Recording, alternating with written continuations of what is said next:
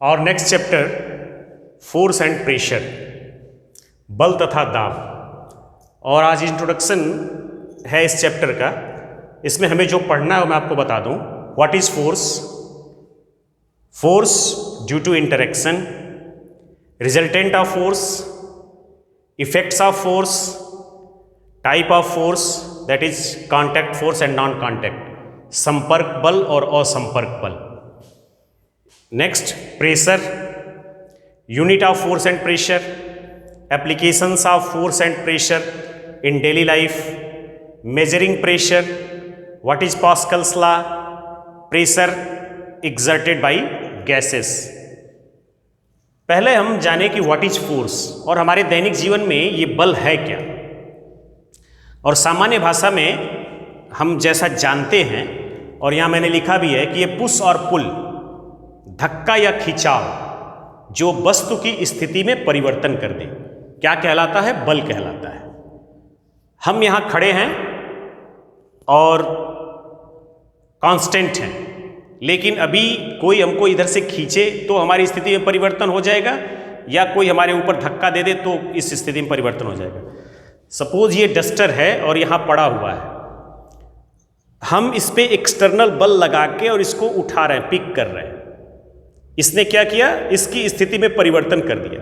पहले ये यहाँ था, अब ये क्या है? यहाँ है, या यहाँ पे था और ये हम इसको लेके आए इधर, खिंचाव। तो धक्का या खिंचाव बल क्या है? What is force?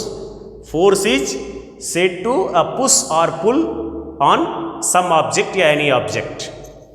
और हम अपनी भाषा में आपको बताएं तो है बल धक्का या खिंचाव है जो वस्तु की स्थिति में परिवर्तन कर देता है। और यही इंटरेक्शन जो उसमें कह रहा है, इंटरेक्शन, जब तक हम एक दूसरे से इंटरेक्ट नहीं हुए, हम इस पे आए और यहाँ पे हमने अपना बल लगाया, या हम दो लोग एक दूसरे से मिले, इंटरेक्ट हुए, और तब हमने उनको धक्का दिया या उनको हमने खींचा, यही क्या है? बल है।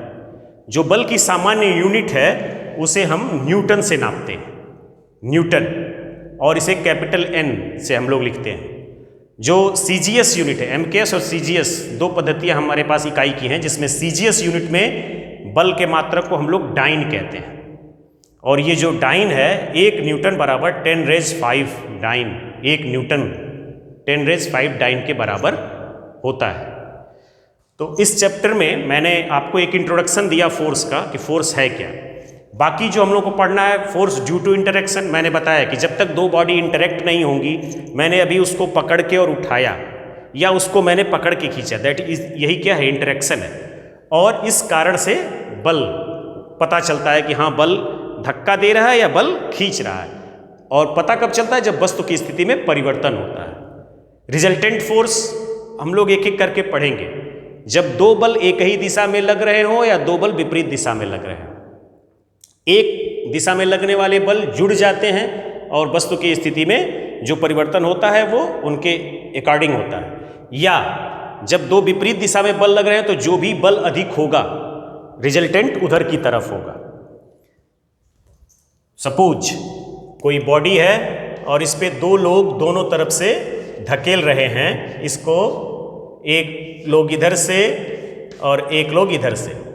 ये माना कि 400 न्यूटन बल लगा रहे हैं और ये 300 न्यूटन बल लगा रहे हैं। जो रिजल्टेंट क्या होगा? वस्तु किधर जाएगी? इधर की तरफ जाएगी, क्योंकि बल क्या है? इधर इस वाले का ज़्यादा है। तो ये रिजल्टेंट फोर्स। फिर इफेक्ट ऑफ फोर्स क्या होगा, ये भी हम लोग बताएं, चर्चा करेंगे। और फिर हमको जो पढ़ना है type of force, contact force and non contact force, संपर्क बल और असंपर्क बल। हमने अभी डस्टर को उठाया, ये हमारा संपर्क बल है, ठीक है। और आगे हम बताएंगे मैग्नेट में चुंबकीय शक्ति होती है, मैग्नेटिक फोर्स होता है, और वह दूर से ही वस्तुओं को खींचता है। या जो न्यूटन साहब ने प्रयोग किया ग्रेविटेशनल फोर्स के बारे में, उन्होंने बताया कि सेब ऊपर है और नीचे की तरफ जा रहा है, वो धरती क्या है? खींच रही है। वो असंपर्क बल है, बिना उससे संपर्क किए अपनी तरफ खींच रही है। इसको हम लोग कहते हैं नॉन कॉन्टैक्ट फोर्स। फिर नेक्स्ट हम लोग प्रेशर पढ़ेंगे और इसमें unit of force and pressure पढ़ेंगे, applications of force and pressure in daily life क्या है वो पढ़ेंगे। मेजरिंग ऑफ प्रेशर पढ़ेंगे, पास्कल्स लॉ पढ़ेंगे और pressure exerted by the gases. इस चैप्टर में हम लोग इतना पढ़ेंगे। Thank you.